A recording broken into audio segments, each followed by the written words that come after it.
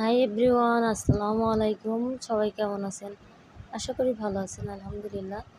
টানা হাসরা করে খুব জোর করে অফিস থেকে চলে আসলাম, কেন আমার লাইন ছুটি হয়ে গেছে।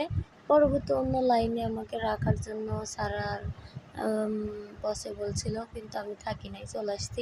এসে দেখি যে গ্যাস নেই, রান্না করব কি। আর আমি এক প্রকার অলস, আসলে অলস কি বলবো, কাজ করে ভালো লাগে না। তাই মাছ নিয়ে আসছিলাম, মাছগুলো সব কাটি নাই।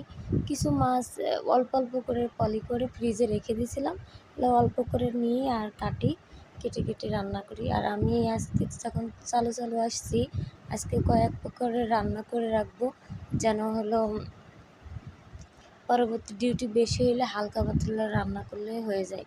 আমার আবার ক্যামেরাম্যান এখনও ছুটি হয়েছে না, তাই জন্য এইভাবেই ভিডিও করতেছি।